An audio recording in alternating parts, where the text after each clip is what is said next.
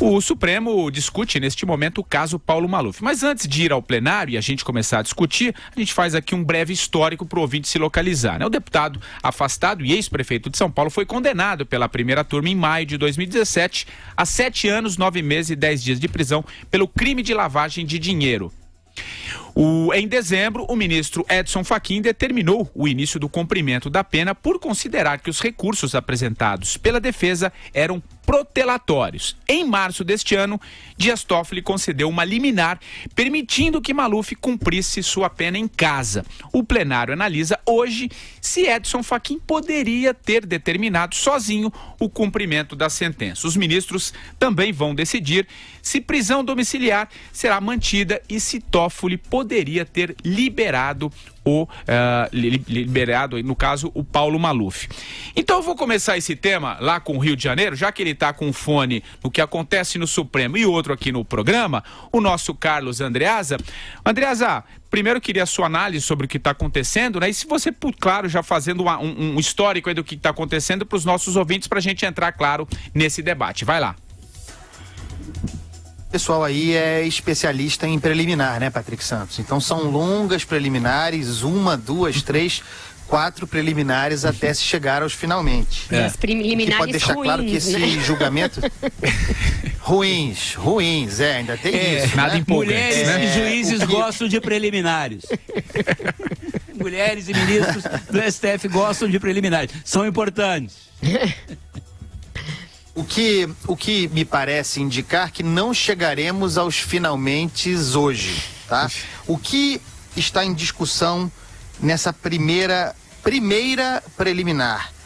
A questão do embargo infringente. Porque na origem, na votação, na turma, o Maluf foi condenado em último grau, né, pelo Supremo, portanto, mas houve um voto divergente, o voto do Marco Aurélio. Condição para a entrada do embargo infringente, para a impetração do embargo infringente, que o Edson Fachin monocraticamente não autorizou, muito pelo contrário, decretou a prisão do Maluf. Então eles estão discutindo agora sobre se caberia o embargo infringente, o que pode nos fazer remeter ao julgamento da primeira turma. Essa é a primeira preliminar, eles estão discutindo aqui agora, e o Dias Toffoli, que é o relator da divergência, lê o seu voto.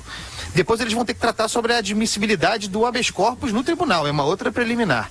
Teve uma questão importante aí, né, ainda quando a defesa, ainda quando o Fachin, que é o relator original, apresentava o seu voto, o Toffoli fez uma parte para dizer que jamais cassou a decisão do Edson Fachin. E foi um esclarecimento importante da parte dele. Ele diz, como eu poderia cassar, como poderia ser entendido como cassação da decisão monocrática do relator, se eu não revoguei a prisão, se eu não concedi a liberdade ao Paulo Maluf. E ele tem razão. O que ele fez ao acolher o habeas corpus humanitário foi conceder prisão domiciliar ao Paulo Maluf. Ou seja, o status de prisão continua intocado na argumentação do Dias Toffoli. Ou seja, eu só, por caráter humanitário, o habeas corpus humanitário, desloquei o Maluf da cadeia, onde ele não tinha condições de ser tratado, dado o seu estado precário de saúde, para a prisão domiciliar. Nesse sentido, não haveria, segundo o Dias Toffoli, cassação da decisão monocrática do Fachin. No caso concreto, pode até fazer sentido, mas a gente precisa entender que, de qualquer maneira, um outro ministro alterou a decisão do relator. E isso pode ter aplicação várias em outros casos, se eles considerarem que esse procedimento é correto.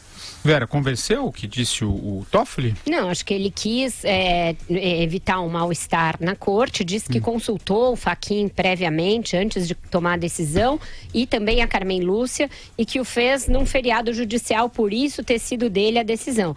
Agora, essa palavrinha-chave, humanitário, né? HC humanitário. HC humanitário, abre uma janela aí para qualquer um passar. Passa boi, passa boiada, nessa coisa de HC humanitário. E também na coisa de aproveitar as brechas dos feriados judiciais, que são muitos.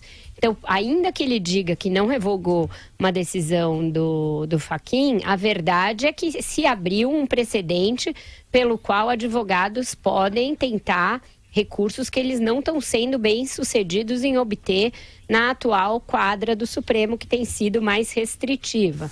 Então, ele fez ali uma tentativa de evitar um novo mal-entendido, um novo mal-estar na corte, mas o fato é que tem-se aí um precedente que pode ser tentado outras vezes, com outras roupagens e outras justificativas.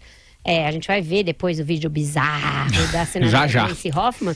Ela evoca essa questão de direitos humanos e tudo mais. Então, a palavrinha humanitário aí tem uma razão de ser, a meu ver, Patrick. De resto, é o que o Andreasa falou, 1000 preliminares e não daquelas que as mulheres gostam, mas só os juízes. E vamos ver se sai alguma decisão ainda hoje, né? Não são só as mulheres que apreciam as preliminares. Então fala sobre as preliminares aí, Madu. Eu falo das preliminares da justiça brasileira, que é esse grande absurdo que a gente está vendo aí. São, né, os embargos dos embargos, essas coisas todas, né, que realmente enojante. Eu não tenho outra palavra, é enojante. Eu sinto engulho de ver esse senhor Cacai, né, a argumentação, quer dizer, ele despertar a pena do senhor Maluf devido à sua avançada idade, seu estado de saúde. Só porque o senhor Paulo Maluf, por força inclusive de suas grandes roubalheiras, tem dinheiro para pagar indivíduos do naipe desse Cacai, né? Isso não é nome de advogado, é nome de bandido, né? Ele confunde, eu não sei onde acaba o criminalista e onde começa o criminoso. Eles se confundem. Mas a maior parte de apenados brasileiros que não têm as condições de chegar no Supremo Tribunal Federal, esses não são objeto nem objetivo, né, de habeas corpus humanitários. Eu pergunto o seguinte, meus amigos, o dinheiro que o senhor Paulo Maluf desviou dos cofres públicos serviria para ter dado saúde, educação, infraestrutura, segurança. Quantas e quantas pessoas não morreram por conta da falta de verbas, né, ocasionados pelos furtos, pelos desvios, e não só de seu Paulo Maluf, do senhor Luiz Inácio Lula da Silva e seu PT, do seu Michel Temer e seu MDB, com tantos e tantos sócios, Jader Barbalho, Romero Jucá, os nomes vocês sabem. Isso é humanitário? Isso não é uma questão humanitária, por isso que eu defendo, né, que crime de colarinho branco é crime hediondo, é crime de genocídio. O seu Paulo Maluf, quando cometeu, inclusive, esses ilícitos todos, gozava de boa saúde e estava na flor da idade, tanto que construiu uma das maiores adegas do mundo, né? De que ele usufrui lá na sua prisão domiciliar. E, seu Paulo Maluf, vamos fazer as contas aí, o senhor está com 86, vai puxar 7 anos de cadeia, não é nada. Quando o senhor sair, está com 93, um jovem, vai pegar onda no Guarujá, lá no triplex do Lula, hospedado. Eu fico de saco cheio, desculpem. Vai lá, Andreasa. Mas desculpem. Eu queria surfar. Já que nós estamos na praia, segundo Marcelo Madureira, eu quero surfar a onda levantada, a tsunami madureirística, para reforçar aquilo que eu disse e que a Vera disse, para esclarecer, né? Porque o Toffoli, nessa preliminar, né, numa parte que ele pediu, fez uma defesa, falou de fake news, tá na moda no Supremo Tribunal dar umas cutucadas na imprensa, criticar a imprensa, como se a gente não entendesse as coisas que estão acontecendo ali. E nós entendemos. Então, vamos lá. Se ele tem razão, que de fato não cassou a decisão do relator, do Edson Fachin, porque não revogou a prisão, apenas alterou o seu status de prisão na cadeia, vá lá, para a prisão domiciliar, o fato objetivo, ou ele vai dizer que não é objetivo, que é uma interpretação. A brecha que se abre aí é que, de fato, um outro ministro alterou a decisão do relator, a decisão monocrática do relator. O Edson Fachin determinou prisão, cadeia para o Paulo Maluf. O Toffoli mudou deu domiciliar. É ou não é uma mudança? Claro.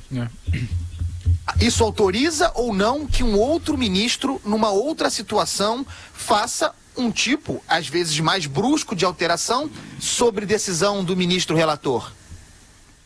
É isso que nós estamos apontando aqui. E eu quero que o Toffoli diga que nós estamos errados. Uma coisa, velho. Não, é isso mesmo, concordo total. Andreasa, vamos fazer o seguinte, claro, você está acompanhando aí e a gente, claro, volta ainda ao longo do 3 em 1 para passar um panorama, né? Se as preliminares avançaram ou não, enfim. A gente volta a esse tema, tá bom? Patrick. Oi, Andreasa. Patrick. Oi, Madu, claro, Não, vai lá. Marcelo Madureira aqui. Fala. Não, por enquanto, as preliminares ainda estão na fase oral, na parte oral. Mas eu só quero lembrar o que a Vera levantou muito bem, que esse tipo de habeas corpus humanitário abre a porteira, né, para vários habeas corpus humanitários, entre aspas, assim como ontem a decisão sobre o ex-senador Demóstenes Torres abre também uma brecha dentro da lei da ficha limpa. É ou não é, pessoal? O que a gente está hoje, o que o Andreasa está aí ligado, prestando a maior atenção, e nós também, todo mundo, é muito mais importante do que o fato em si, né? Mas do que isso significa. Isso é que é importante a gente deixar bem claro.